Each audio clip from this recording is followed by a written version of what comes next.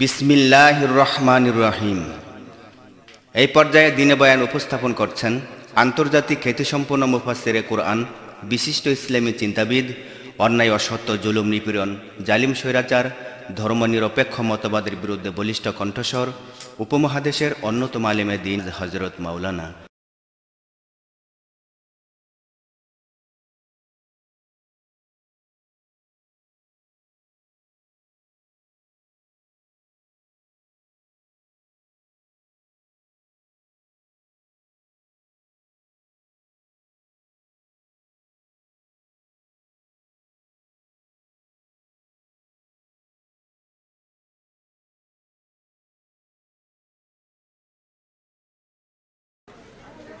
الحمد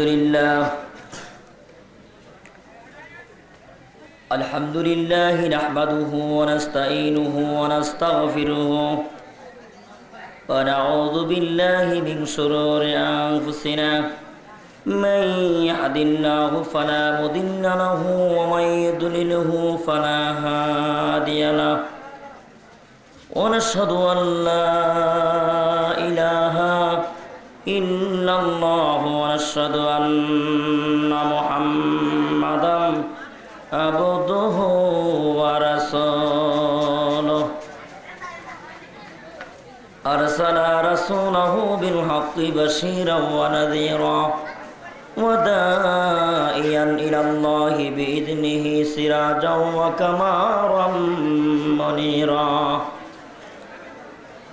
أما بعد فقد قال الله تعالى أعوذ بالله من الشيطان الرجيم بسم الله الرحمن الرحيم والعصر إن الإنسان لفي خسر إلا الذين آمنوا وعملوا الصالحات وتواصوا بالحق وتواصوا بالصبر إن الله وملائكته يصلون على النبي يا أيها الذين آمنوا صلوا عليه وسلموا تسليما اللهم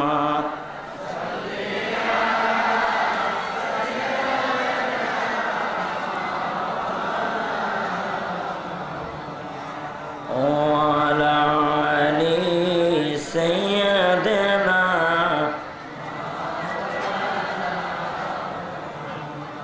জোরে জোরে আল্লাহুম্মা সাল্লি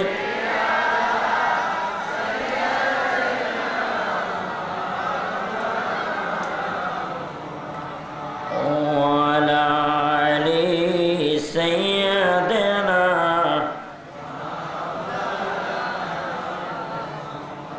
ওয়ালা আলি সাইয়্যিদিনা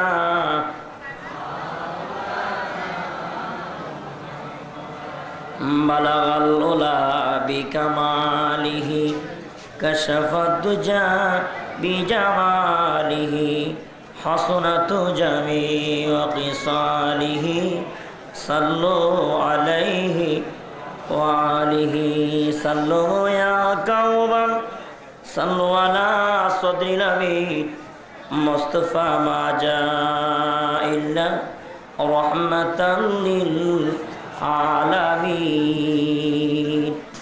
উপস্থিত সম্মানিত সভাপতি, মঞ্চে উপবিষ্ট উলামায়ে কেরাম, মাহফিলি বসা মুরব্বিয়ান নিজাম, যুবক ভাইরা, পর্দার আড়ালের মা বোনেরা, সবার প্রতি আমার পক্ষ থেকে সালাম। আসসালামু আলাইকুম ওয়া রাহমাতুল্লাহি ওয়া বারাকাতুহু। বাবারা আমার, আপনারা এতক্ষণ আলোচনা শুনতেছিলেন হযরত মাওলানা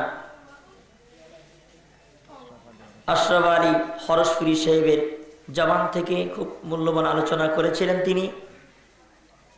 ইনশাআল্লাহ আমরা সকলে আমল করার চেষ্টা করব। সকলে বলেন আল্লাহুম্মা আমিন।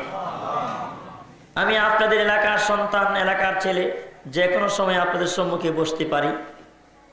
তো যাই হোক, আল্লাহ পাক আমাকে বসার সুযোগ করে দিয়েছেন, এই জন্য আমি আল্লাহর দরবারে শুকরিয়া আদায় করি, আলহামদুলিল্লাহ। আজকে আপনারা যে মাহফিলে বসেছেন, একদিকে চতুর্দিকে আল্লাহ নবীর ঘর মাদ্রাসা, তারপরও মাঠে আপনারা বসেন, এটা হলো জান্নাতের বাগান। জোরে কান সুবহানাল্লাহ।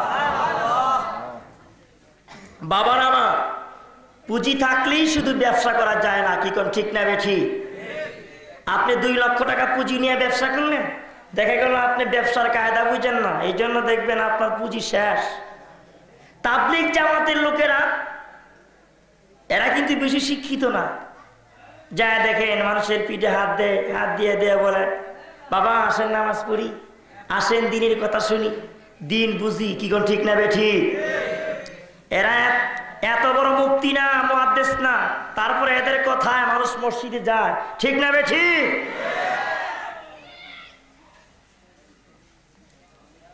আমি পবিত্র কালামুল্লাহ শরীফ থেকে ছোট্ট একটা আয়াতে কালিমা পেশ করলাম, চেষ্টা করব তার ব্যাখ্যা করার জন্য, আল্লাহ যদি আমাকে তৌফিক দান করে। আল্লাহ পাক পবিত্র কালামুল্লাহ শরীফে ওয়াজ করেছেন, মানুষ ক্ষতিগ্রস্তের মধ্যে, কিন্তু আবার বলেছে মানুষ ক্ষতিগ্রস্তের মধ্যে লিপ্ত, কিন্তু তারা না, ইল্লাল্লাযীনা আমানু, যারা ঈমান এনেছে, সৎ কাজ করতেছে, তারা ক্ষতিগ্রস্ত না। জোরে বলুন সুবহানাল্লাহ।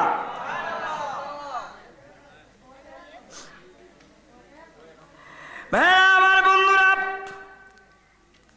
আমার আল্লাহ বলেছেন, হাল আদুল্লুকুম আলা তিজারাতিন তুনজিকুম মিন আযাবিন আলীম।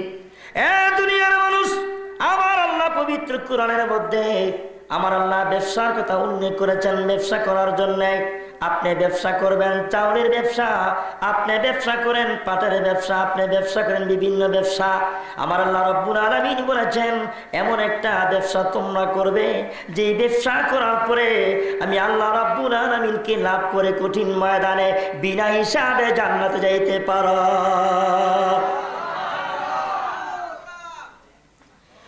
আমার বন্ধুরা,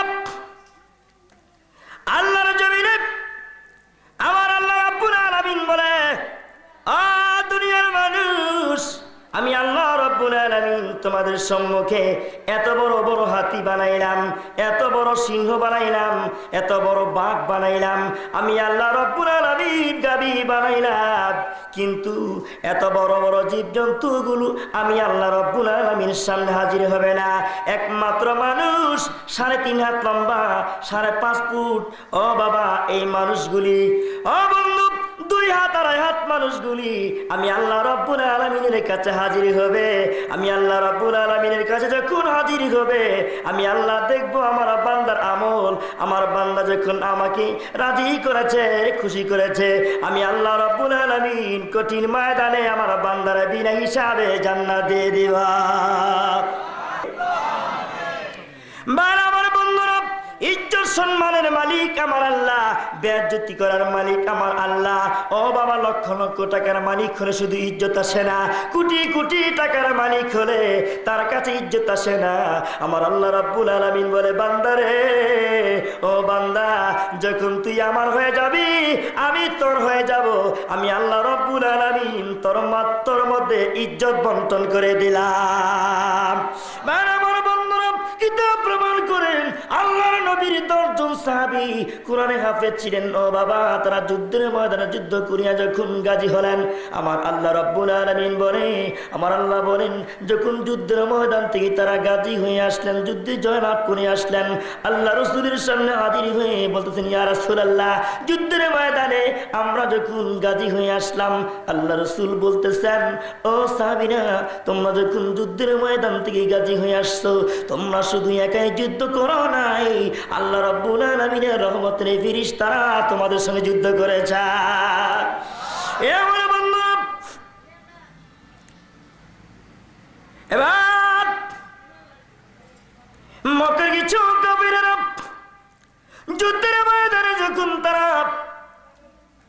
জয়লাভ করতে পারলো না, এদের আত্মীয় স্বজনদেরকে যখন মেরে ফেললো, তারা একটা চিন্তার মধ্যে পড়ে গেল, যারা বীর বিক্রমে যুদ্ধ করেছে এদের কি আমাদের নিজের হাতে কতল করে ফেলবো। মুসলমান সাজিয়া মদিনায় আসিয়া আল্লাহ রাসূলের সামনে হাজির হয়ে বলে, হুজুর আমরা মুসলমান দেখে কিন্তু আপনার কওমের সাহাবীদের মধ্যে গো হযরত আসিম রাদিয়াল্লাহু তাআলা আনহু কুরআন শরীফ তেলাওয়াত, মধুর কোরআন শরীফ তেলাওয়াত, যেরকম সুবহানাল্লাহ, এত সুন্দর কোরআন শরীফ তেলাওয়াত করে আমরা মূর্খ মানুষ কোরআন শরীফ তেলাওয়াত করতে পারি না। আপনি যদি আসিমকে আমাদের কাছে দিয়ে দিবেন, আসিম যদি আমাদের কাছে যায় কোরআন শরীফ তেলাওয়াত করবে, কোরআন শরীফের তেলাওয়াত শুনে শুনে আমরা কোরআনে হাফেজ হয়ে যাব।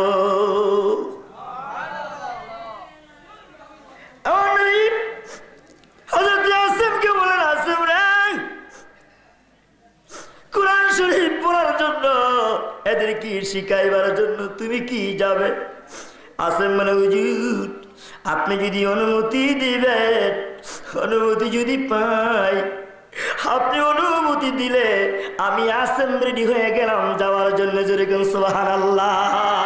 হুজুর আপনি যদি অনুমতি দিবেন তাহলে আমি যাইতে চাই। এবং আল্লাহ রাসূল অনুমতি দিলেন। তারপর হযরত খুবাইবকে আল্লাহ রাসূল ডাক দিলেন, খুবাইব তুমি কি যাবে? খুবাইব বলে, হুজুর অনুমতি দিলে আমিও যাব। হযরত খুবাইব যখন ও বাবা প্রস্তুতি নিলেন, আসিম প্রস্তুতি নিলেন, এমনি ভাবে আল্লাহ নবীর 7 জন সাহাবী প্রস্তুতি নিলেন তাদের সঙ্গে যাওয়ার জন্য। তারা যখন প্রস্তুতি নিয়ে এদের সঙ্গে যায়, ও বন্ধু ফিট ফিট পাহাড়ের কিনারা শিয়া ওই কাফেররা ডাকতেছে, আমাদের পরম শত্রু আমরা নিয়ে আসছি, তোমরা তাড়াতাড়ি বের হয়ে যাও। এদেরকে শিক্ষা দেওয়ার জন্য, এদেরকে কতল করার জন্য এনেছি, চিন্তা করো না এদেরকে কতল করে ফেলবো। হযরত খুবাইব রাদিয়াল্লাহু তাআলা আনহু, ও বাবা হযরত আসিম রাদিয়াল্লাহু তাআলা আনহু, তারা কয়েকজন সাহাবী পাহাড়ের উপরে চলে গেলেন। পাহাড়ের উপরে উঠিয়া এদের সঙ্গে একটু যুদ্ধ করলেন। বন্ধু তীর মারতে আরম্ভ করলেন। কিছুক্ষণ যুদ্ধ করার পরে তীর যখন শেষ হয়ে গেল, হযরত খুবাইব বলতেছে,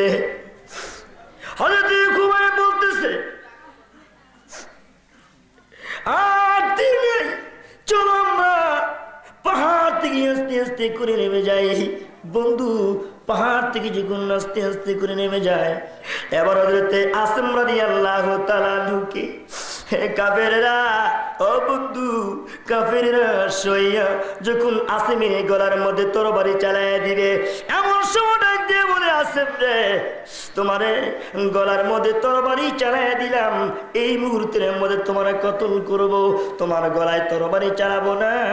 তুমি যদি একবার বলো রে আসিম মুহাম্মদ দুনিয়া থেকে ধ্বংস হয়ে যাক, কিন্তু তোমার গলার মধ্যে আর তরবারি চালানো হবে না।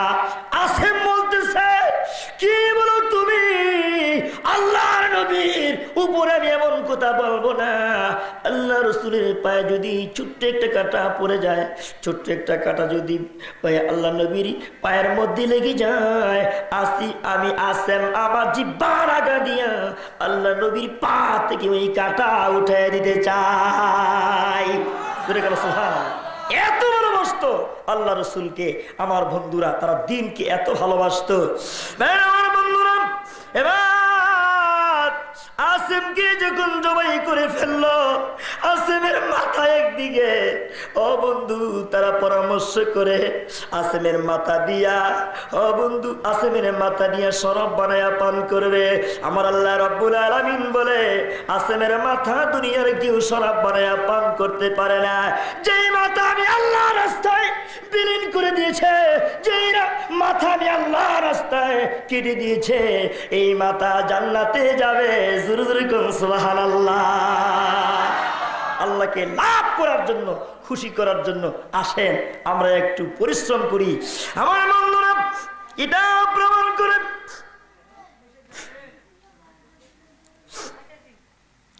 হযরত রেখে দিল মরুভূমির পাশে আসেমের মাথার উপরে। ও বাবা, আসেমের মাথার উপরে হাজার হাজার মৌমাছি এসে বসে গেছে। মৌমাছির অভাব নাই। কাফেররা বলে মৌমাছি, এত মাছি, এখন কিভাবে মাথা নিতে তো পারবো না। ও বন্ধু, মাথা নিতে পারে না, মৌমাছি বেষ্টন করে রেখেছে। এবার কাফেররা যুক্তি করে, পরামর্শ করে, মৌমাছি যখন চলে যাবে আসেমের মাথা নিয়ে শরাব বানায় পান করব। আমার আল্লাহ মুসুলধারে বৃষ্টি নাজিল করলেন। বৃষ্টির পানি দিয়া হযরত আসেমের মাথা কোথায় চলে গেছে তারা খবর পাইল না। সুবহানাল্লাহ। হেফাজত করার মালিক কে? আল্লাহ। মুমিনদেরকে হেফাজত করবে কে? আল্লাহ। বন্ধু, হযরত আসেমকে দুনিয়া থেকে বিদায় করে দিলেন। ও বন্ধু, জান্নাতবাসী হয়ে গেল আসেম। এমনি ভাবে প্রত্যেকটা সাহাবীদেরকে দুনিয়া থেকে বিদায় করে দিলে আমার বাবারা হযরত খুবাইব রাদিয়াল্লাহু তাআলা আনহুকে মারার পালা। এমন সময় একজন কাফির ডাক দিয়ে বলে, খুবাইবকে মেরো না, খুবাইবকে দুনিয়া থেকে বিদায় করে দিব, তিলে তিলে তারা প্রতিশোধ নিব। হযরত খুবাইবকে কাফের ক্রয় করলেন। কাফের খুবাইবকে ক্রয় করিয়া ও বন্ধু কারাগারের ভিতরে ঢুকায় রাখলেন। কারাগারের ভিতরে, জেলখানার ভিতরে খুবাইব বাস করতেছে। খুবাইবকে ঠিক মতো খাবার দেয় না, খুবাইবের প্রতি লক্ষ্য রাখে না। খুবাইব আস্তে আস্তে করে শুকিয়ে গেলেন। আল্লাহ রাব্বুল আলামিনের দরবারে কাঁদে, যদিও কষ্ট করি রে, জীবন যদি এইভাবে চলে যায়, কিন্তু দিনের পথেই লড়াই করব। আল্লাহর নবীর মনে কষ্ট দিতে আমি খুবাইব রাজি না, কষ্ট দিব না। দিনের পথে আমার জীবন যাক, তাতে আমার কোনো আফসোস নাই। আমার ভাইরা, খুবাইব আস্তে আস্তে করে দুর্বল হয়ে যায়। এবার খুবাইব খুদার তরবে অস্থির। আমার আল্লাহ রাব্বুল আলামিন ডাক দিয়ে কয়, আমার খুবাইবের জন্য ও জান্নাতি ফেরেশতারা জান্নাত থেকে কতগুলি আঙ্গুরের সরা নিয়ে আমার খুবাইবের হাতের মধ্যে দাও। সুবহানাল্লাহ। খুবাইবের হাতে জান্নাতি আঙ্গুরের সরা এসে হাজির হয়ে যায়। সুবহানাল্লাহ। কি কোন আল্লাহ পারে না? পারে না? পারে না আল্লাহ?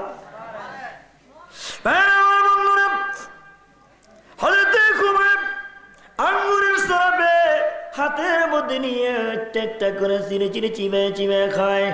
এবার ইহুদির মেয়ে ঘর থেকে যখন বের হলেন, বের হওয়ার পরে তাকায় দেখে জেলখানার জানালা দিয়ে দেখা যায় হযরত খুবাইবের হাতে আঙ্গুরের সরা। হযরত খুবাইব আঙ্গুরের সরা থেকে আঙ্গুর চিবে চিবে খায়। ঘরের ভিতরে যাইয়া ডাক দিয়ে কয়, আব্বা গো, আপনি একটু বের হয়ে দেখেন জেলখানার ভিতরে, ওই কয়েক জেলখানার ভিতরে আপনি দেখেন যে জেলখানার মধ্যে আসামি বানাইয়া জেলের ভিতরে আপনি ভরে রাখলেন, আপনি খাবার ঠিক মতন দেন না। আপনি একটু তাকায় দেখেন গো, ওই লোকটা জেলখানার ভিতরে এত সুন্দর সুন্দর আঙ্গুর চিবে চিবে খাইতে চায়। এমন আঙ্গুর কোনোদিন দেখি না। আমার আল্লাহ কয়ে, দুনিয়ার আঙ্গুর আমার খুবাইবের হাতে আমি আল্লাহ দিলাম না, এই আঙ্গুর জান্নাত থেকে আমি আল্লাহ পাঠায় দিলাম। সুবহানাল্লাহ। আল্লাহ কি পারে না? পারে না? কি কর? ইজ্জতের মালিক কে? সম্মানের মালিক কে?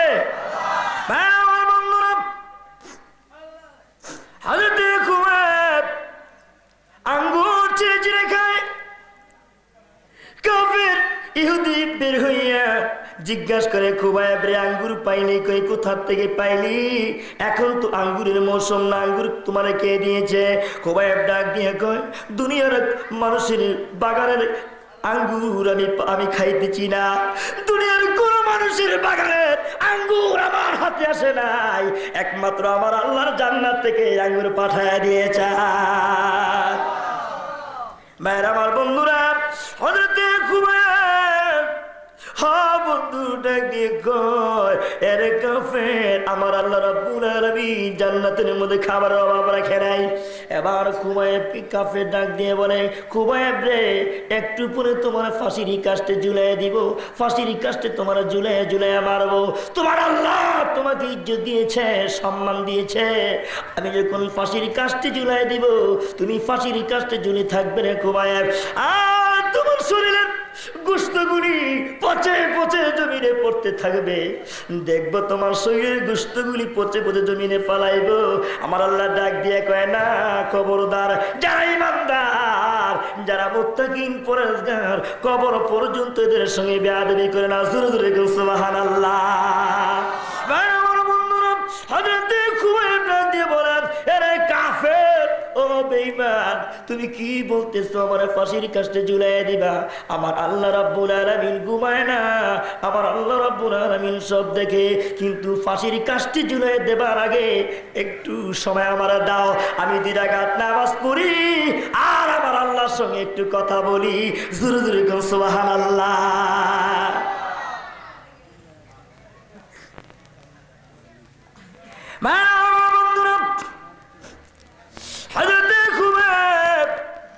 জেলখানা থেকে যখন বের হয়, 2 রাকাত নামাজ পড়লেন। নামাজ পড়িয়া সালাম পৌঁছে দেয় সোনার মদিনা। সালাম পৌঁছে দিলে আল্লাহর নবী মদিনার মসজিদে যখন সাহাবীদেরকে নিয়ে আলাপ করতেছিলেন, এমন সময় আস্তে করে আমার নবী সালামের জবাব দেয়, ওয়ালাইকুমুস সালাম। সুবহানাল্লাহ। সাহাবীরা প্রশ্ন করে, হুজুর আপনি সালামের জবাব দিলেন, কে সালাম দিছে? আল্লাহ নবী বলতেছে, আমার খুবাইব আমার সালাম দিয়েছে। খুবাইবকে ফাঁসির কাস্টে ঝুলিয়ে দিবে। ও সাহাবীরা, খুবাইব রে ফাঁসির কাস্টে ঝুলিয়ে দিবে। এবার কাফেররা বলে, খুবাইব রে তুমি যদি একবার বলো মুহাম্মদ ধ্বংস হয়ে যাক, মুহাম্মদ দুনিয়া থেকে বিদায় হয়ে যাক, এই কথা যদি বলো তোমার কতল করা হবে না। খুবাইব ডাক দিয়ে বলে, কাফের রে, আল্লাহর নবী ধ্বংস হবে এমন কথা বলবো না, কিন্তু আল্লাহর নবীর উপরে, নবীজির গায়ে একটা কাঁটার আচরণ আমি লাগতে দিব না।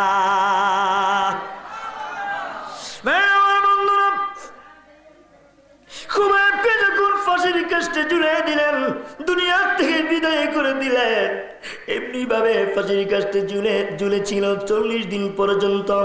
ভাইরা আমার, বন্ধুরা আমার, আল্লাহর নবী 40 দিন পরে সাহাবীদেরকে বলেন, ও সাহাবীরা, নবীজি কাঁদতে আরম্ভ করলেন।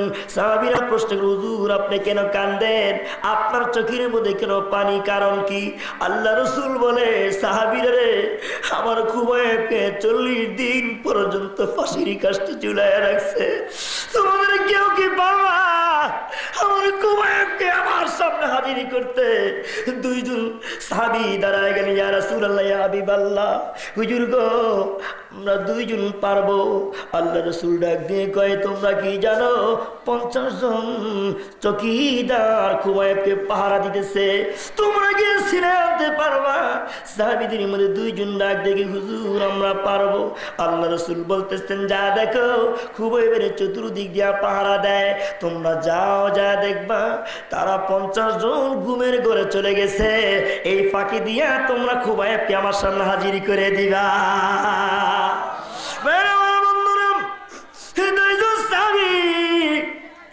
যখন চলে গেল, 2 জন সাহাবী যা দেখে খুবাইব ফাঁসির কাস্টে ঝুলতেছে, একজন যা ধরলেন আর একজন রশি কাটলেন, কাঁধে করে নিয়ে আসবে। যিনি ধরলেন তিনি কান্দে আর বলে, বাইরে আল্লাহর নবী বলেছে খুবাইবকে 40 দিন আগে ফাঁসির কাস্টে ঝুলাই দিয়েছে। মনে হয় আমার আল্লাহ রাব্বুল আলামিন খুবাইবকে মাত্র 5 মিনিট আগে ফাঁসির কাস্টে ঝুলাই দিয়েছে। সুবহানাল্লাহ। হেফাজত করা মালিক আমার আল্লাহ। আমার বন্ধুরা, কিতাব প্রমাণ করে আল্লাহ রাব্বুল আলামিন কোরআন শরীফের মধ্যে ঘোষণা করেছেন, তারাই ক্ষতিগ্রস্ত মরণের পরে। ও বন্ধু, কবরে যাওয়ার পরে যাদের ঘুম আসবে না, মরণের পরে কবরে যাওয়ার পরে যাদের শান্তি আসবে না, তারাই ক্ষতিগ্রস্ত। এই জন্য তাফসীর কিতাবের মধ্যে আসছে, আমার বাবারা দুনিয়ার জমিনে এমন ব্যবসা করবে যে ব্যবসা করার পরে দুনিয়াকে রাতের ধনী হয়ে যাবে। আমার বন্ধুরা, কিতাব প্রমাণ করে সাহাবীরা মৃত্যুর জন্য একটু কাঁদতেন না, তারা মনে মনে ভাবতেন, মৃত্যুর পরে গো আমার আল্লাহর সঙ্গে সাক্ষাৎ হয়ে যাবে। তোরে কেন সুবহান? মরণের পরে কার সঙ্গে সাক্ষাৎ? আল্লাহ। আল্লাহু আকবার। ভাই আমার, একটা মানুষ মৃত্যু 40 দিন পূর্বে ফেরেশতারা হাসে আর বলতে থাকে, দেখ মৃত ব্যক্তি রে বাজার করতে যা। মৃত ব্যক্তি বাজার করতে যায়, মৃত ব্যক্তি রে মার্কেট করতে যায়, গোসল করতে যায়, হাল চাষ করতে যায়। কিন্তু মানুষ যদি জানতো সে মৃত্যুবরণ করবো, তাহলে কি সে কি কর, সে সুস্থ জ্ঞান নিয়ে বাস করতে পারতো?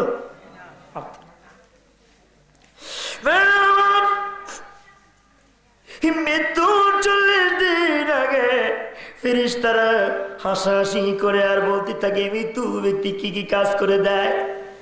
আমার আল্লাহ ডাক দিয়ে আমার বান্দা মৃত্যুর আগে চিন্তা করে না, চিন্তার কারণ নাই।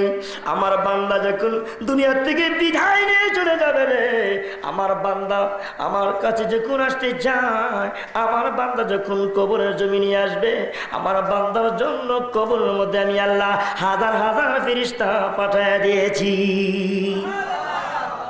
হ্যাঁ, আমরা কি কবর দেশের যাত্রী না? কি কোন আমরা কবরে যাব না? কবর হলো জান্নাতের একটা টুকরা, কবর হলো জাহান্নামের একটা গর্ত। ঠিক না বেঠি? মুমিনদের জন্য কবরটা জান্নাতের বাগান। জোরে কর সুবহানাল্লাহ। এ বাবা, কিতাব প্রমাণ করে মৃত্যু যখন সামনে হাজির হয়ে যায়, এমন সময় রুহু চটপট করতে থাকে, এদিক যায় সেদিক যায়, ঘোরাঘুরি করতে থাকে। আমার আল্লাহ কয়ে, রুহু রে বের হইতে চাস না? আমি আল্লাহ আজরাইল পাঠায় দিলাম, এদিক সেদিক দৌড়াদৌড়ি করস। বন্ধু, মৃত্যু ব্যক্তি যখন নেককার হবে, তার রুহটা যখন বের করে আনবে, আমার বাবার রুহু নিয়ে যখন প্রথম আসমানে যায়, প্রথম আসমানে গেলে প্রথম আসমানের দরজা আল্লাহ খুলে দেয়, দ্বিতীয় আসমানে গেলে দ্বিতীয় আসমানের দরজা খুলে দেয়। এরকম করতে করতে 70 আসমান যখন আমার আল্লাহ খুলে দেয়, ডাক দিয়ে বলে, ও ফেরেশতারা, 70 আসমান পাড়ি দিয়া আমার বান্দা আরশে আজিম পর্যন্ত পৌঁছে গেছে। আমি আল্লাহ আমার বান্দার কবরটা কিয়ামত পর্যন্ত জান্নাতের বাগান বানায়া দিলাম। ভাই আমার বন্ধুরা, আমরা কবর দেশের যাত্রী রে, কে জানি জীবনের শেষ গোসল করায়া দিবে, কে জানি রে কাপড়ের কাপড় পরায়া দিবে, কে জানি জীবনের শেষ গোসল করে আমার আপনাকে ও বাবা খাটের মধ্যে উঠায় দিবে রে, আমরা জানি না। কিন্তু দুনিয়া নিয়ে পাগল হয়ে গেলাম, এই দুনিয়া মুসাফিরি খানা। কেন রে মন বুঝো না, কেউ আগে রওয়ানা হয়, কেউ পিছে রওয়ানা। জোরে জোরে কর সুবহানাল্লাহ। কেউ আগে যায়, কেউ পরে যায়, এটি দুনিয়ার নিয়ম। আমার ভাইয়েরা, আমার বন্ধুরা কিতাব প্রমাণ করে মৃত্যু হাজরাইল সামনে হাজির হয়ে গেলেন। 4 জন ফেরেশতা এসে সামনে হাজির হয়ে বলতে থাকে, এরে আব্দুল করিম, মেরে আব্দুল রহিম, আমরা তোমার পাশে ছিলাম, তোমার পাশে তোমার রক্ষণাবেক্ষণ করার জন্য আমার আল্লাহ আমাদেরকে নিয়োগ দিয়েছিল। আমরা তোমার পাশে ছিলাম, আজকে থেকে তোমার কাছ থেকে আমরা বিদায় নিয়ে চলে যাইতেছি। আমাদের সময় শেষ হয়ে গেল। তোমার জন্য সারা পৃথিবী ঘুরলাম, তোমার জন্য একদিনের হায়াতের ব্যবস্থা করতে পারলাম না, কিন্তু আমরা ব্যর্থ হয়ে গেলাম, হায়াত পাইলাম না। তোমাদের জন্য চলে গেলাম। একজন একজন করে ফেরেশতারা যখন বিদায় নিয়ে চলে যায়, 4 জন ফেরেশতা যখন বিদায় নিয়ে চলে গেল, আমার বন্ধুরা এবার আল্লাহর বান্দা জমিনের মধ্যে বিছনায় শুয়ে শুয়ে কান্দে আর ছটফট করতে থাকে রে। আজরাইল বলতে থাকে, ছটফট করলে কোনো লাভ হবে না, আমি তোমারে ছাড়ব না, আমি যেই ঘরে যাই ওই ঘর থেকে না লয়া বের হই না। জোরে বলো সুবহানাল্লাহ। আজরাইল রূহ লইয়া ঘর থেকে যখন বের হয়, ছেলেরা কান্দে, মেয়েরা কান্দে, আমার বাবা দুনিয়া থেকে বিদায় হয়ে গেছে। বন্ধুরে, ছেলের চোখে পানি, মেয়ের চোখে পানি, স্ত্রী কান্দে, সবাই কান্দে। ফেরেশতারা ডাক দিয়ে বলে, কেন কান্দ? তোমরা যার জন্য কান্দ সে জান্নাতি। তোমরা যার জন্য কান্দ ওই লোকটা জান্নাতি।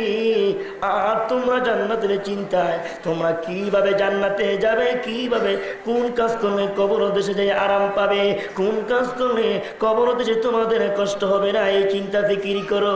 বন্ধু আজরাইল দাঁড়ায় দাঁড়ায় বলতে থাকে, কেন কান্দ? কেন না? যেতদিন এই জমিনের মধ্যে তোমাদের বাড়ির মধ্যে একটা লোক বেঁচে থাকে, কিন্তু আমি আজরাইলের ডিউটি বন্ধ হবে না। মায়ের আমার বন্ধুরা কিতাব প্রমাণ করে,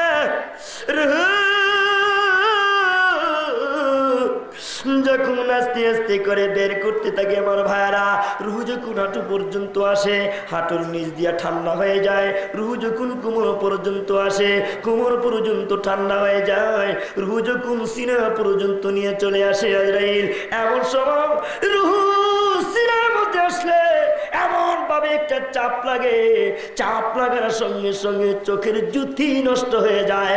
জোরে জোরে বলুন সুবহানাল্লাহ। দুনিয়ার কোনো মানুষ চিনে না, দুনিয়ার কোনো মানুষকে চোখে আর চিনে না। বন্ধু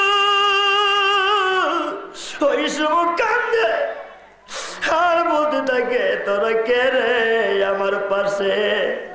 দুনিয়ার জমিনে ধন সম্পদ আমার অভাব নাই। দুনিয়ার জমিনে আমি বিল্ডিং করলাম, স্প্রিং এর খাট করলাম, সোফা সিট করলাম, সব কিছু দুনিয়ার জমিনে রেখে আমি একা কবর দেশে রওনা করতেছি। আমার আল্লাহ যদি আমার প্রতি মায়া করে রে, দুনিয়ার ধন সম্পদের আমার দরকার নাই। কবর দেশে যাওয়ার পরে আমার আল্লাহ যদি আমার আপন হয়ে যায়, আমার কবরটা কিয়ামত পর্যন্ত জান্নাতের বাগান হয়ে যাবে। কিতাব প্রমাণ করে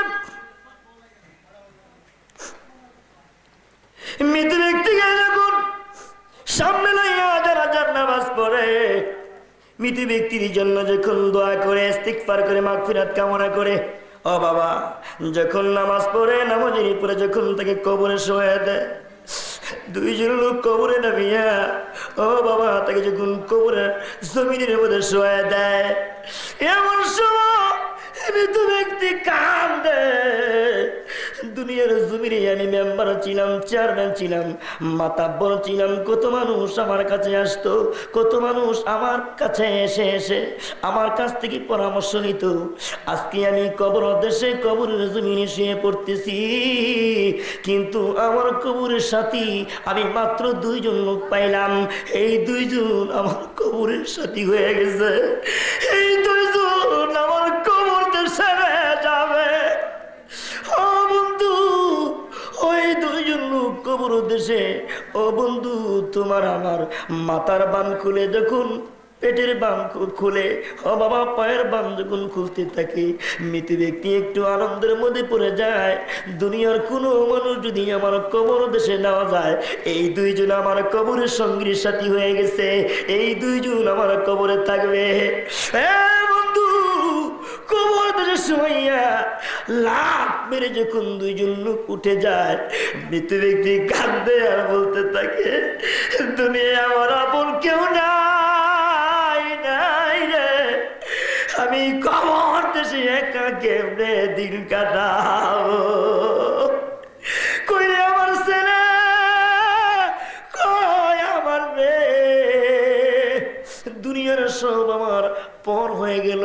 মনে করেছিলাম গো এই দুইজন লোক আমার কবরের সাথী হয়ে যাবে, এই দুইজন লোক আমার কবর ছেড়ে চলে যাইতেছে।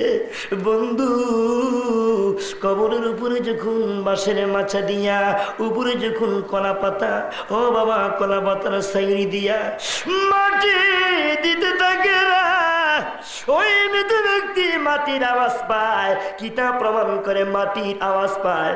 মাটি যখন জপ জপ করে মাটিগুলি পড়তেছে, জোর জোর করে মাটি পড়তেছে, এমন সময় মৃত ব্যক্তি কবর উদ্দেশ্যে তাকিয়া শুনতে পায় আর বলতে থাকে, তোমরা কেমন নিষ্ঠুর গো, তোমাদের মায়া নাই, তোমাদের দয়া নাই, কেমন করে নিষ্ঠুরের মতো আমার কবরের উপরে মাটি দিয়া বাড়িতে চলে যাও। আমি কেমনে কবরে থাকবো, আমার কই রেখা যাও গো। কিতাব প্রমাণ করে তারা যখন কবর ছেড়ে জমিন দিয়ে হাঁটতে থাকে, কোদাল আনতে থাকে, সাফাল আনতে থাকে, এই জুতার আওয়াজ পর্যন্ত কবরবাসী শুনতে পায়। জোরে বলো সুবহানাল্লাহ। কবরবাসী কান্দে, ও বাবা মুনকিরকে যখন প্রশ্ন করতে আসে, মান রাব্বুকা, মান দিনুকা, মান নাবিউকা, একটা একটা করে প্রশ্ন করে, প্রশ্ন করার সঙ্গে সঙ্গে কবরবাসী ডাক দিয়ে কয়, তোমরা কে গো? তোমরা আমারে প্রশ্ন করতে চাও, প্রশ্ন পরে কইর, আমারে একটু নামাজ পড়ার জন্য দেও, আমি আগে নামাজ পড়ি। জোরে বলো না সুবহানাল্লাহ। ফেরেশতারা কই, তুমি নামাজ পড়বা কবরে? এটা কি নামাজের জায়গা? তুমি কোথায় আসছো? তুমি কি জানো তুমি যে কোন জায়গায় আসছো? কই আমি কই আসলাম? কই তুমি তো কবরে শুয়ে রইছো। জোরে বলো সুবহানাল্লাহ। তুমি এখন কবরে, এখানে কি রে নামাজের জায়গা? কবরবাসী কয়, আমি দুনিয়াতে নামাজ পড়তাম আল্লাহর সন্তুষ্টির জন্য, আমি দুনিয়ার জমিনে রুকু দিতাম, সেজদা দিতাম একমাত্র আল্লাহকে খুশি করার জন্য। আমি এখনো আল্লাহকে খুশি করার জন্য একটু দাঁড়ায় নামাজ পড়তাম। জোরে কেন সুবহানাল্লাহ। আমার আল্লাহ ডাক দিয়ে কয়, খবরদার আমার বান্দারে আর কি প্রশ্ন করবি? যে বান্দা কবর দেশে আসার পরে নামাজ ভুলে নাই, যা ও ফেরেশতারা জান্নাত থেকে জান্নাতি বিছনা নিয়ে আমার বান্দার পিঠের নিচে বিছায়া দিবি, কিয়ামত পর্যন্ত আমার বান্দার কবরের মধ্যে ঘুম ভাঙবে না। আমার বন্ধুরা, কিতাব প্রমাণ করে আল্লাহর বান্দা যখন কবর দেশে যায়, কবর দেশে যাওয়ার পরে মন কি যখন প্রশ্ন করে, প্রশ্ন করার সঙ্গে সঙ্গে আমার আল্লাহ রব্বুল আলামিন ডাক দিয়ে বলে, ফেরেশতারা রে, আমার বান্দারে কি প্রশ্ন করবি? প্রশ্ন করার জন্য, এই প্রশ্নের জবাব দেওয়ার জন্য আমার বান্দা গভীর রাত্রে ঘুমায় নাই। আমার বান্দা 5 ওয়াক্ত নামাজ পড়েছে, 5 বার যখন মুয়াজ্জিন ডাক দিয়েছে, আমার বান্দারে ফজরের সময় পেয়েছিলাম, জোহরের সময় আমি আল্লাহর সম্মুখে দেখেছিলাম, আমার বান্দার আসরের নামাজের সময় আমি আল্লাহ দেখেছিলাম, আমার বান্দারে মাগরিবের সময় দেখেছিলাম, আমার বান্দা এশার সময় আমি আল্লাহ পাইলাম। আমার বান্দা 5 ওয়াক্ত নামাজে আমি আল্লাহর সামনে যখন হাজিরা দিয়েছে, আমার বান্দারে আর কি প্রশ্ন করবি? এই প্রশ্নের জবাব দেওয়ার জন্য আমার বান্দা রহমতের সময় উঠিয়া আমার বান্দা তাহাজ্জুদের নামাজ পড়েছে। আমি আল্লাহ আমার বান্দার জীবনের সব গুনাহ মাফ করে দিলাম, আমার বান্দারা বিনা হিসাবে জান্নাতি বানায়া দিয়েছি।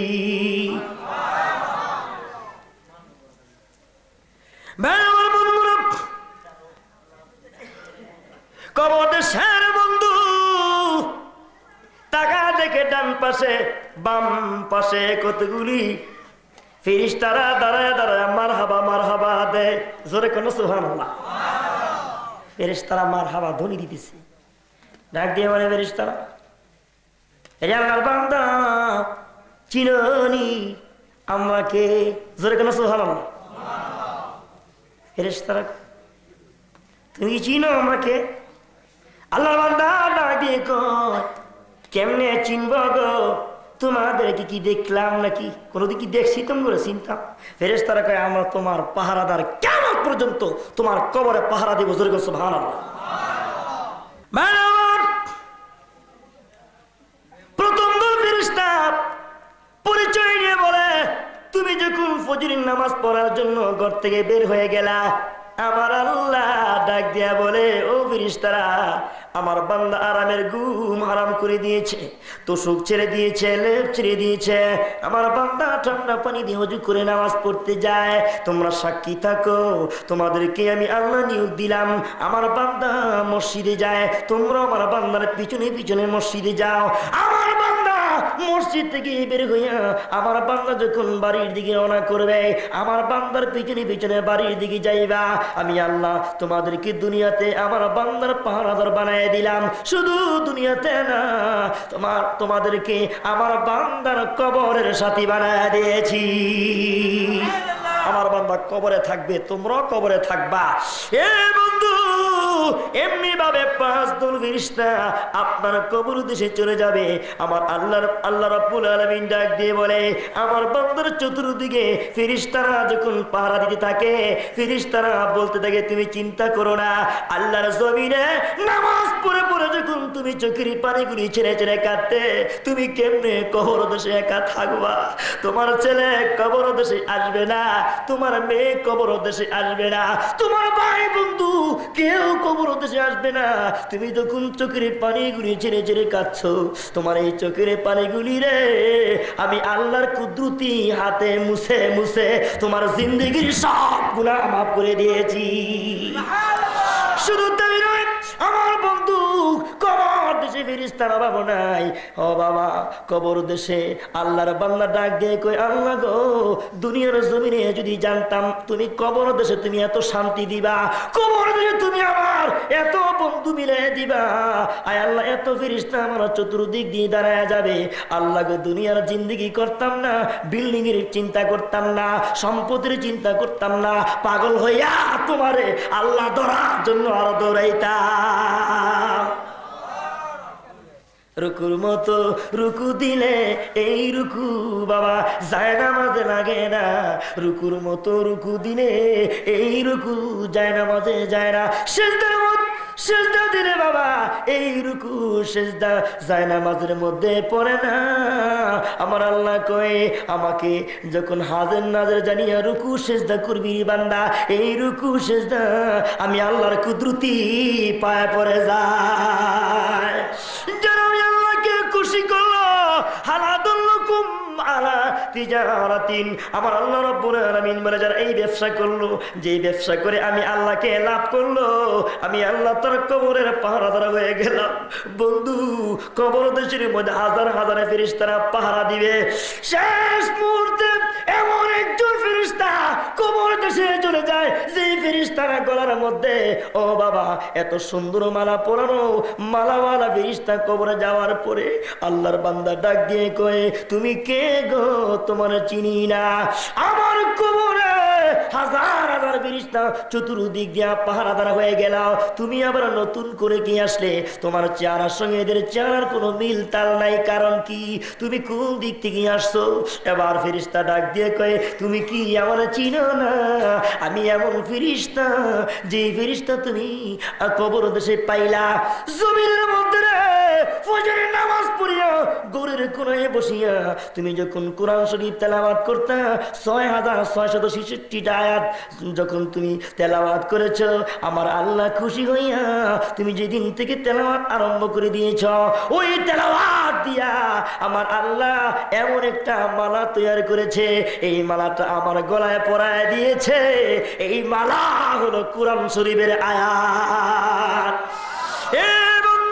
আল্লাহর বান্দা লাফ দিয়ে যখন উঠে বলতে থাকবে, ওগো ফেরেশতা, তোমার গলায় এত সুন্দর মালা তোমার মানায় না, এটা আমার গলার মধ্যে দিলে সুন্দর দেখা যায়। ফেরেশতা বলে, এটা তোমার এখন দেওয়া হবে না, এই মালাটা আমার আল্লাহর কুদরতি হাতে তোমার পরায়া দিব। সুবহানাল্লাহ। আল্লাহর বান্দা ডাক দিয়ে বলে, না রে ফেরেশতা, এই মালা আমারই দরকার। যখন মালার মধ্যে ধরে টান মারবে, এ বন্ধু, মালার গোটাগুলি যখন জমিনে পড়ে যাবে, এমন সময় ইসরাফিল সিংহের মধ্যে ফুৎকার দিবে, অনফিকা ফিস সূরি ফাইদাহুম মিনাল আজদাসি ইলা রাব্বিহিম ইয়ানসিলুন। ইসরাফিল সিংহের মধ্যে ফু দিবে, জোরে কর সুবহানাল্লাহ। ইসরাফিল সিংহের মধ্যে ফুৎকা লাগাই দিব। ও বন্ধু, ইসরাফিলের সিংহের ফু কত বড় হবে? তাফসীরের কিতাবের মধ্যে আসছে ইসরাফিল আলাইহিস সালাম যে সিংহের মধ্যে, যেই বাঁশির মধ্যে ফু দিবে, এই বাঁশির মধ্যে 11টা ছিদ্র থাকবে। একটা ছিদ্রের মধ্যে ইসরাফিলের মুখ, আর ছিদ্রগুলির মধ্যে ইসরাফিলের হাতের আঙ্গুলগুলি থাকবে। কিতাব প্রমাণ করে বাবা, এই ছিদ্রের ভিতর দিয়া যদি একটা ছিদ্রের ভিতর দিয়ে যদি তামাম পৃথিবী ঢুকা দেয়, কিন্তু ছিদ্রের ভিতর দিয়া তামাম পৃথিবী ঢুকে যাবে, ছিদ্রের আশেপাশে ঘষা লাগবে না। ইসরাফিল সিংহের মধ্যে ফুৎকার দিলা, আল্লাহর বান্দা ডাক দিয়ে বলবে, আল্লাহ ক্বালু ইয়া ওয়াইলানা মান বাআসানা মিন মারকাদিনা হাযা মা ওয়াদার রাহমানু ওয়া সাদাকাল মুরসালুন। জোরে জোরে কোন সুবহানাল্লাহ।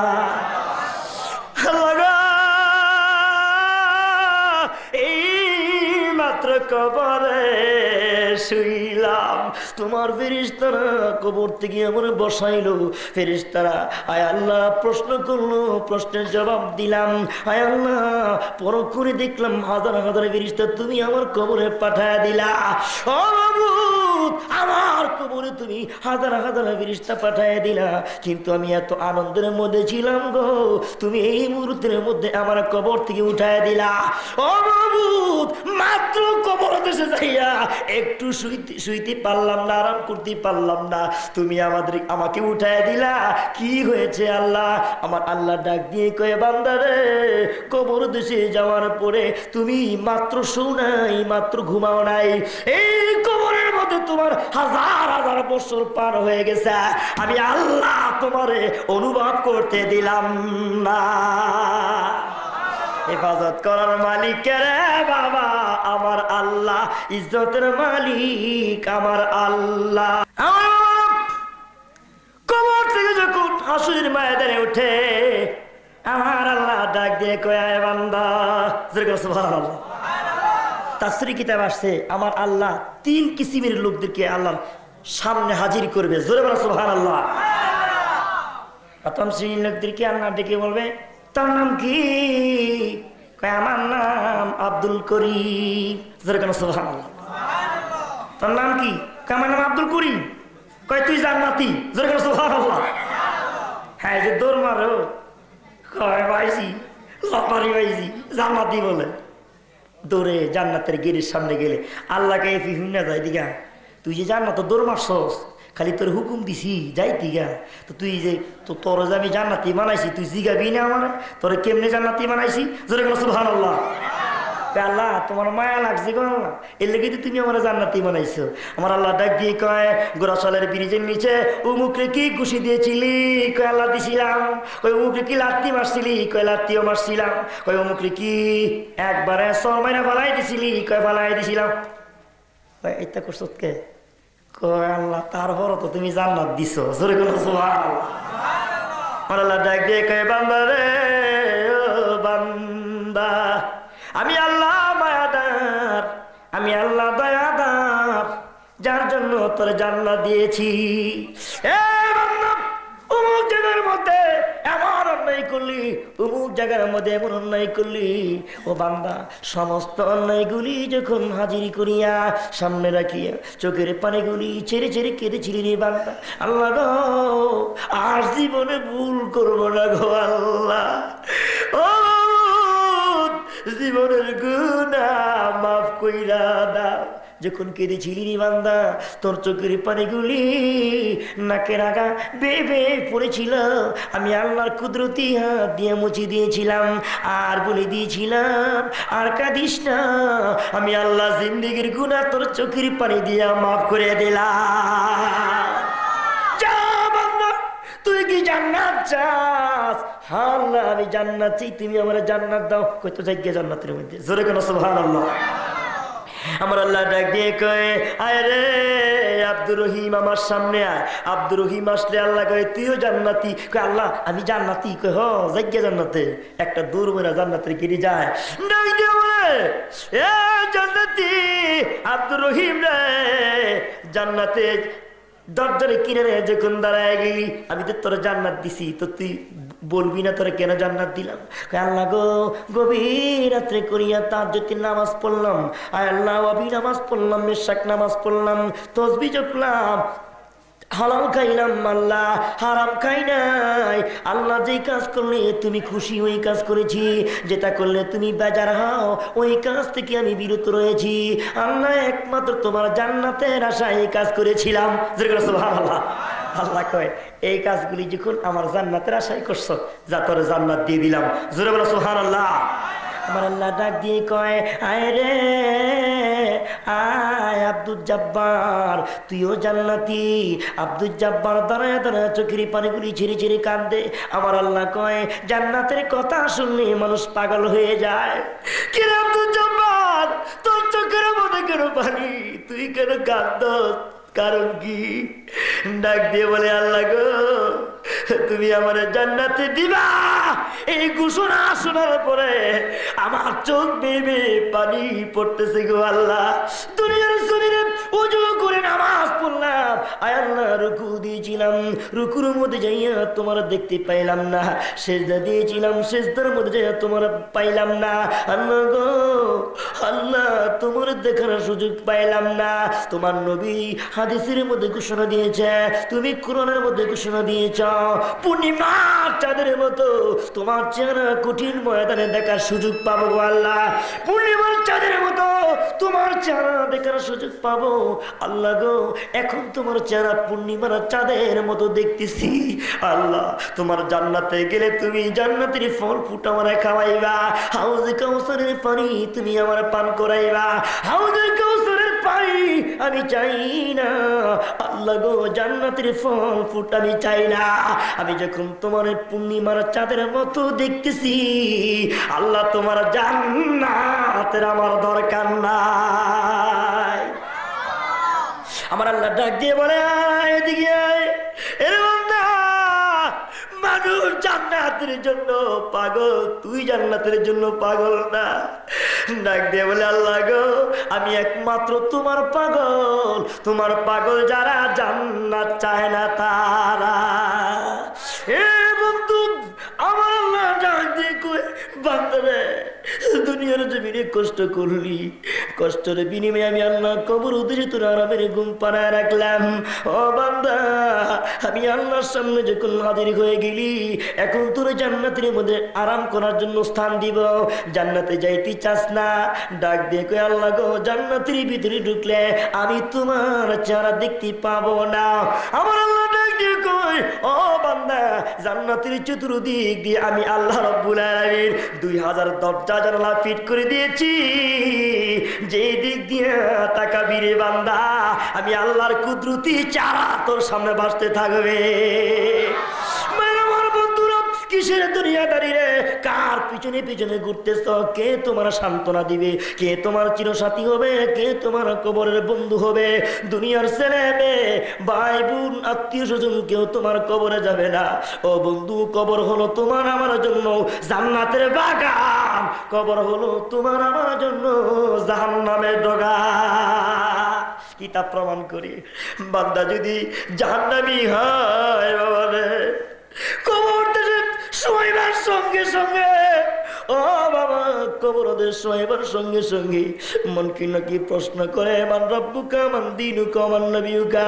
তুমি প্রশ্নের জবাব দাও, প্রশ্নের জবাব দিতে পারে না, কয় লাদরি লাদরি, আমি কিচ্ছু জানি না, আমি কিচ্ছু বুঝি না। ফেরেশতারা কয়, আল্লাহ গো, প্রশ্ন ফেল করছে, কি করব? এ বন্ধু, আমার আল্লাহ ডাক দিয়ে কই, ফেরেশতারা রে, আমার বান্দার আগে জান্নাত দেখা, পর্দা উঠে আমার বান্দারে জান্নাত দেখা।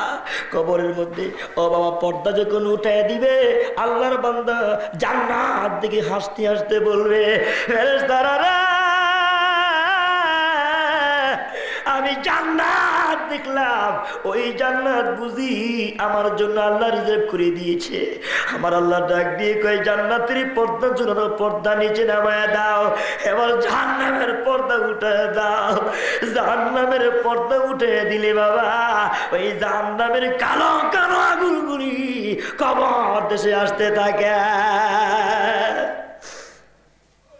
বাহিয়া তার সন্তানকে বললেন, বাবা আমি যদি মারা যাই আমার কবরের পাশে দাঁড়ায় দাঁড়ায় তুমি কোরআন শরীফ তেলাওয়াত কইরো, আমার কবরটা তুমি জিয়ারত কইরো। বাহিয়া প্রতিদিন ফজরের নামাজ পড়িয়া কবর জিয়ারত করতে যায়। জোরে করে সুবহানাল্লাহ। প্রতিদিন কবর জিয়ারত করতে যায়, কবর জিয়ারত করে চলে আসে। বন্ধু, হঠাৎ একদিন তার মনের ভিতরে কল্পনা, প্রতিদিন আমি কবর জিয়ারত করি, কবরের মধ্যে আমি আমার বাবার জন্য কান্দি, কিন্তু মনে মনে চিন্তা করে আর বলে আল্লাহ গো একদিন তুমি আমার দেখাইবা না। ও বন্ধু, এশার নামাজ পড়ে মাইয়ার সন্তান যখন ঘুমায় স্বপ্নের মাধ্যমে দেখি রে বাবা এই কবর দেশের মধ্যে মাইয়ার সন্তান নামিয়া কবর দেশে বিশ্রে তার পিতাকে পায় না। ডাক দিয়ে বলে কই গো আল্লাহ, এই কবরের মধ্যে আমার পিতাকে শোয়াইলাম এখানে পাই না। কারণ কি হাঁটতে হাঁটতে হাঁটতে হাঁটতে বহু দূরে যায় দেখি রে বাবা ফুল বাগানের মধ্যে তার পিতা বসে আছে। ডাক দিয়ে কয় আপনি এত সুন্দর জায়গার মধ্যে বসে আছেন কারণ কি? বলতে থাকা তুমি যখন কবরের কিনারে দাঁড়াইয়া দাঁড়াইয়া কোরআন শরীফ তেলাওয়াত করো আমার আল্লাহ খুশি হইয়া রে আমার কবরের পাশে ফুলের গাছ রোপণ করে দেয়। সুবহানাল্লাহ। আসতো যখন পানি পান করার জন্য গাড়ে ধরে ধাক্কা মারিয়া জাহান্নামের ভিতরে ঢুকায় দেয়। আল্লাহু আকবার। এ বন্ধু, দূরে দূরে লোকগুলি জাহান্নামের ভিতরে ঢুকে যায়। এমন সময় ও বাবা আমার আল্লাহ রাব্বুল আলামিন একদল লোককে জিজ্ঞাসা করে তোমরা কেন দাঁড়ায় রইছ? কই আমরা আমার আল্লাহরে দেখার জন্য দাঁড়ায় রইছি। আমার আল্লাহ বলে বান্দা রে আমি তোদের আল্লাহ। জোরে জোরে কোন সুবহানাল্লাহ। বান্দা কয় নাউজুবিল্লাহ, আপনি আমার আল্লাহ কেমনে? আপনি আমাদের আল্লাহ না। আল্লাহ ডাক দিয়ে কয় বান্দা কি কস? আমি তোকে প্রভু না? কারে আল্লাহ বলে স্বীকার করবি? তুমি আমাদের আল্লাহ না। তুমি যদি আমাদের আল্লাহ হতে আমরা দুনিয়ার জমিনে শুনেছিলাম তুমি যদি আমাদের আল্লাহ হবে। আমরা জানি আমার আল্লাহ কুদরতি পা থেকে নূর বের হইতে থাকবে, তোমার পা দিয়ে তো নূর চমকায় না। আমার আল্লাহ রাব্বুল আলামিন কয় বান্দা রে পরীক্ষা করার জন্য এই কাজ করেছি। এ বান্দা দেখ আমি আল্লাহর কুদরতি দুইটা পা তোদের সামনে হাজিরি করে দিলাম। সঙ্গে সঙ্গে আমার আল্লাহর দুইটা পা সামনে হাজিরি করে দিলে নূর চমকাইতে থাকে। আল্লাহর বান্দারা সেজদায় পড়ে কান্দে, আল্লাহ গো এই পায়ে তো সেজদা লাগাইছিলাম। জোরে করে সুবহানাল্লাহ। আর কতগুলি মানুষ বাবা দাঁড়ায় থাকবো। আল্লাহ কয় সবাই সিজদার মধ্যে পড়ে গেল, তোমরা কেন দাঁড়ায় রয়েছো? কারণ কি? কেন খালি রয়েছো? সিজদা দাও না?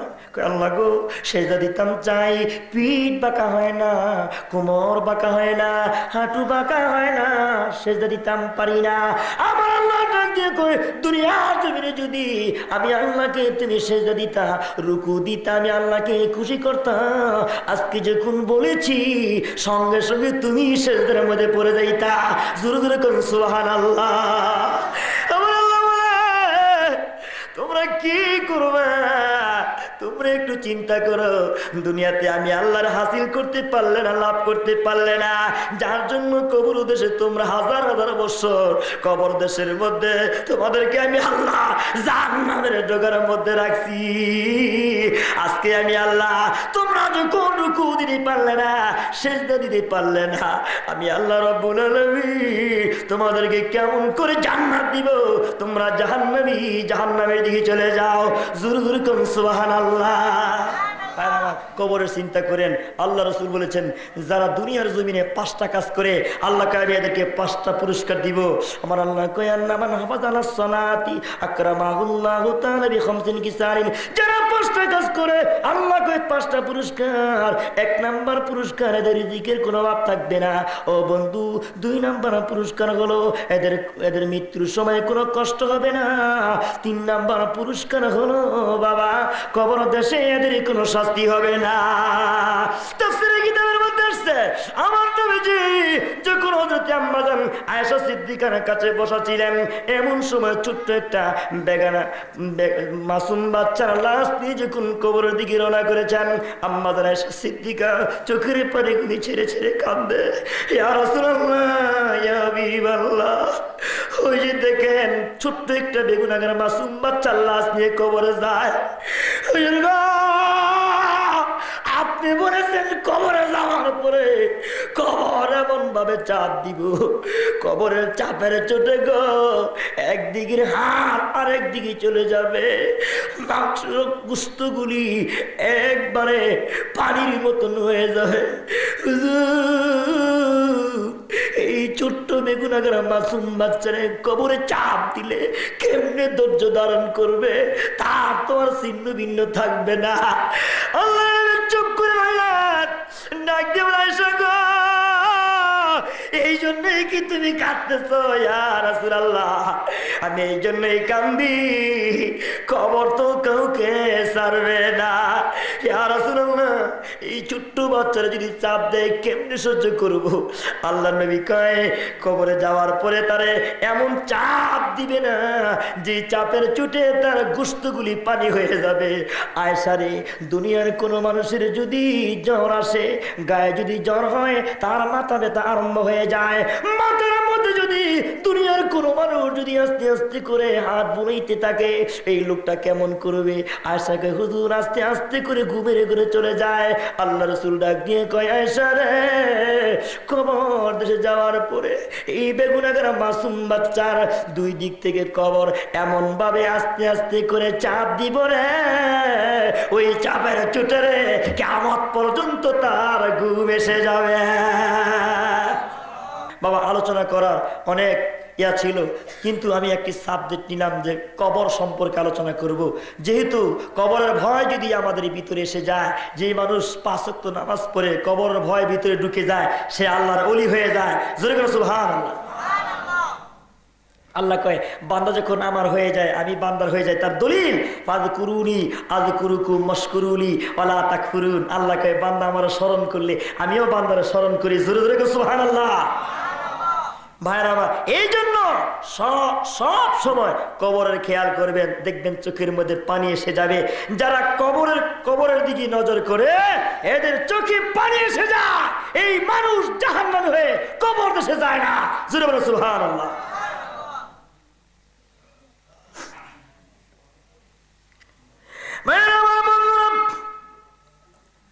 নসিহত বলে যাই, আমার আল্লাহ রাব্বুল আলামিন বলে, বান্দা, ও বান্দা, কঠিন ময়দানে আমি আল্লাহ জিজ্ঞেস করবো না বিগাইরি হিসাবে, বিনা হিসাবে জান্নাতি।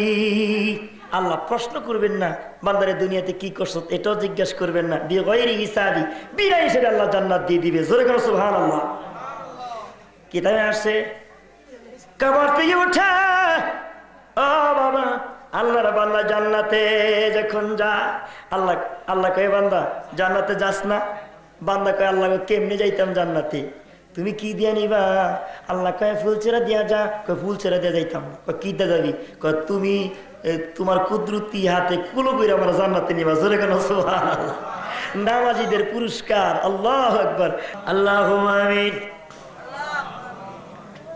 ربنا ظلمنا أنفسنا وإن لم تغفر لنا وترحمنا لنكونن من الخاسرين। আল্লাহ তাআলা, আমরা কতিপয় গুনাহগার, তোমার শাহীদের হাত তুলেছি। মাবুদ, জীবনের গুনার দিকে যদি তাকাই গো আল্লাহ, তোমার শাহীদ দরবারে হাত তুলতে লজ্জা লাগে।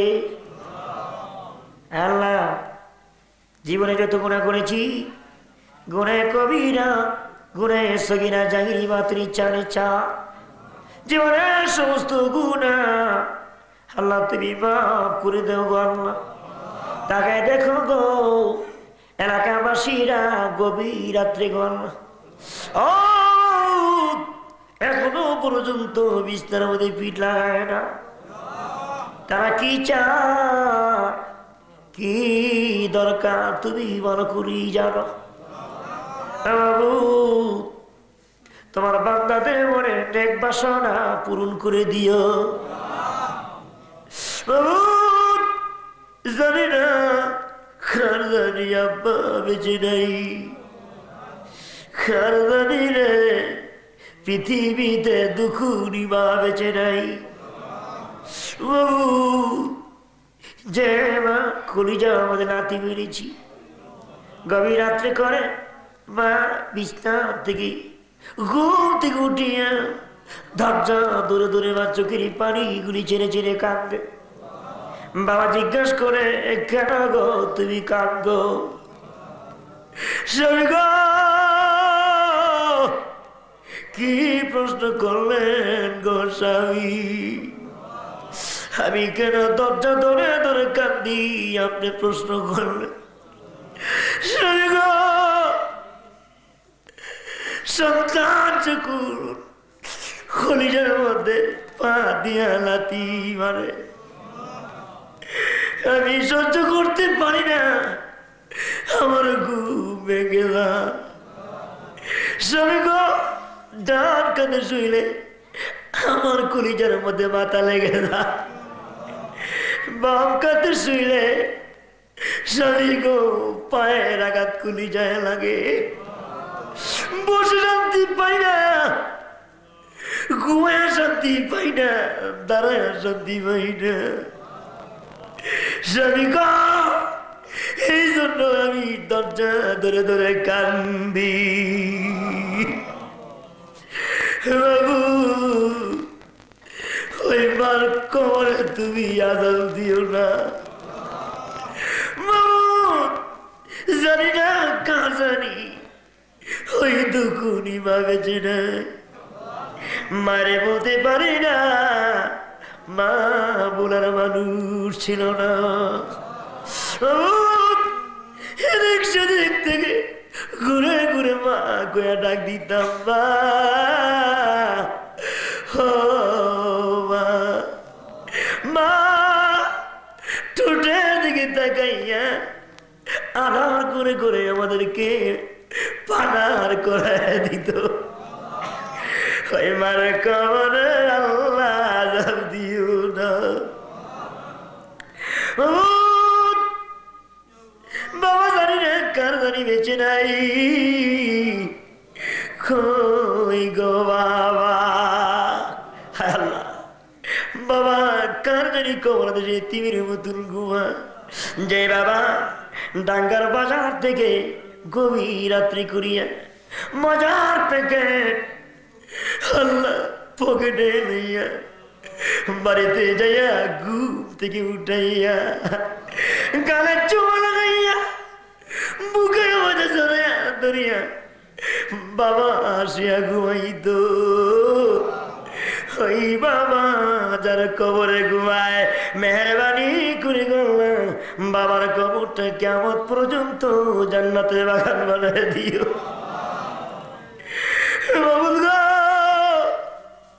আমি এলাকার সন্তান, আমার যুবক ভাইয়েরা আমার বৃদ্ধ বাবারা আমাকে ভালোবাসে, ভালোবাসার বিনিময়ে আমি কি দিব গো আল্লাহ? তোমার কাছে সমর্থ করে দিলাম আল্লাহ। যাতে ওমরের মতো, আবু বকর সিদ্দিকের মতো, যাতে ওসমান গনির মতো এদেরকে নেককার বানায়ো। আমার ভাই যুবক ছেলে, ও আল্লাহ আল্লাহ জনাব মনিরুজ্জামান, আল্লাহ আমার মোমেন ভাই মাহমুদ গো উদ্যোগ নিয়েছে তাফসিরুল কোরআন মাহফিলের। মাহমুদ চোখে ঘুম দেয় না, পেটে খাবার দেয় না। মাহমুদ গো নিয়ত করেছে লক্ষ লক্ষ টাকা যদি ব্যয় হয় দিতে রাজি, কিন্তু দিনের মাহফিল বন্ধ রাখতে রাজি না। আল্লাহ তুমি দেখেছো, আল্লাহ তোমার বান্দা মুমিন কত জ্বর জাপ্পা গিয়েছে এই মাহফিলের জন্য, তারপর আল্লাহ এই মাহফিল করার উদ্যোগ নিয়েছে। আল্লাহ আল্লাহ তার মন তুমি দেখেছো মনটা কত বড়। আল্লাহ তুমি তার হযরতে উমরের মতো, হযরতে আলীর মতো নেককার বানায় দিও। আমার ভাই মনিরুজ্জামান ও মাবুত উদ্যোগ নিয়েছি মাহফিল করার জন্য, মেহেরবানি করে আল্লাহ তাদের উপরে তোমার খাস রহমত নাযিল করে দিও। আল্লাহ অনেক যুবক ছেলেরা অক্লান্ত পরিশ্রম করেছে এই মাহফিলের জন্য, অনেক যুবকদের নাম আমি জানি না, আল্লাহ তুমি ভালো করেই জানো। আল্লাহ প্রত্যেকের তুমি ওমরের মতো পাগল না বানায়া আজরাইল পাঠায়া দিও না। আল্লাহ যেন সামনে আরো বড় করে মাহফিল করতে পারে এই তৌফিক তুমি দান করো। বাজারে ব্যবসায়ীরা ব্যবসা করে গো আল্লাহ, ব্যবসার থেকে আল্লাহ কিছু টাকা এই মাহফিলের জন্য ব্যয় করে দিয়েছে। মাবুদ ব্যবসায়ীদের এই ব্যবসার মধ্যে তুমি বরকত বাড়ায় দিও, আসমানি জমিনি রুহানি গজব থেকে তুমি বাঁচাও আল্লাহ। আমি গুনাহগার, তোমার দরবার থেকে আমারে ফিরে দিও না আল্লাহ। দেশবাসীর ভালোবাসার বিনিময় আমি কি দিব গো আল্লাহ? আমি এই মাদ্রাসার ছাত্র আল্লাহ, অনেক শিক্ষক আমার এখানে আছে, আমার সঙ্গে হাত উত্তোলন করেছে। আমার শিক্ষকদের উপরে তুমি কোনোদিন গজব দিও না আল্লাহ, এদের আয়তে আমাদের বরকত বাড়ায় দিও। এই মাদ্রাসা কিয়ামত পর্যন্ত তুমি কায়েম রাখো আল্লাহ। যেদিনই প্রতিষ্ঠান থেকে ও মাহবুব প্রতি বছর এই ৫০ থানার মধ্যে সুনামধন্য মাদ্রাসা, আল্লাহ এই মাদ্রাসার ইজ্জত সম্মান তুমি আরো বাড়ায় দিও আল্লাহ। এই মাহফিলে যারা ওয়াজ শুনেছে ৩ দিন ব্যাপী সম্মেলনে আল্লাহ, তাফসীর মাহফিলে যারা ওয়াজ শুনেছে প্রত্যেকের উপরে তোমার খাস রহমত বরকত নাযিল করো আল্লাহ। আমার ভাই মুমিন তো চেয়েছে দাদা দাদির জন্য, মা বাবার জন্য আল্লাহ, মা বাবা বেঁচে আছে আল্লাহ, আল্লাহ মা বাবার জীবনের গুনাহ মাফ করে দিও। তারা দাদা দাদি নানা নানি আপন আপন মানুষ শ্বশুর শাশুড়ি যারা কবর দেশে চলে গেছে, মেহেরবানি করে এদেরকে তুমি মাফ করে দিও। গো বেঈমান বানায়া তুমি কবরে ঢুকাইও না, মদিনা নবীরা না দেখাইয়া কবরে দিও না আল্লাহ। আমরা কবর দেশে কেমনি থাকবো বল? কবর দেশে কি নিয়ে আমরা যাব? সাথী নাই রে বাতি নাই রে আল্লাহ কবর একা একা কেমনে থাকবো কবরে। বায়নের বন্ধু নাই রে কবরে একা একা কেমনে থাকবো কবরে। আদর করিয়া মানুষ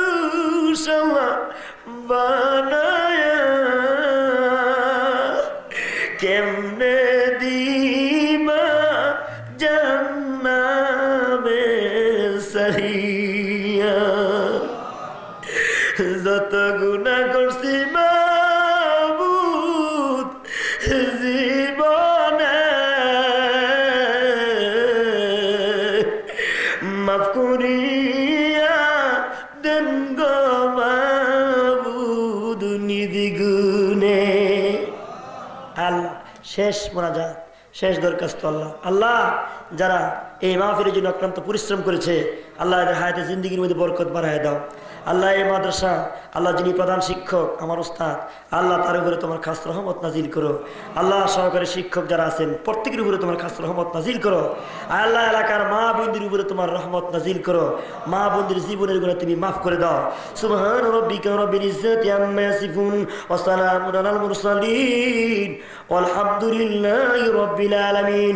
মরণ যখন আসবে দাঁড়ে জবানে জানি করে দিও মধুর কালিমালা